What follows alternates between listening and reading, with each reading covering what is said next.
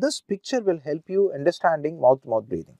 Now this arrow mark indicates head tilt, and this arrow mark indicates chin lift.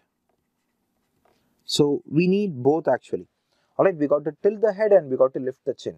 And very, very important people, there are few pictures that is commonly available in internet where the provider, the resuscitator, will be having the left hand on the patient's forehead and the right hand on somewhere.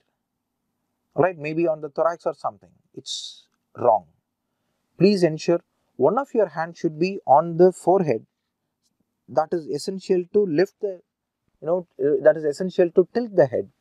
The other hand should be lifting the chin. I repeat, the one hand should be on the patient's forehead, pushing it down, extending the neck, tilting the head. The other hand should be kept at the patient's chin and lifting the patient's chin. This is how you are supposed to blow. Alright, don't keep your hand for your support or anything. If you fail to lift the chin, the airways are going to go down once again and it is going to minimize the space.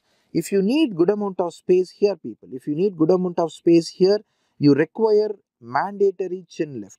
Alright, this mandatory chin lift is going to pull the soft tissues out of the airway and this is going to open the soft tissues. So with one head on the forehead, other head on the chin, lift the chin and blow. Don't use it for support. Don't keep it on the patient's thorax thinking that you are looking for expansion of chest. Wrong, wrong, wrong.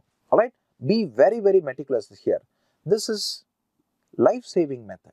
We can't be, doing it the way we think. That's wrong. This is the way it has to be practiced. It has to be performed, people. Remember that. Alright. So make sure that your other hand is kept on the patient's chin. The subject's other hand is kept on the patient's chin, doctors.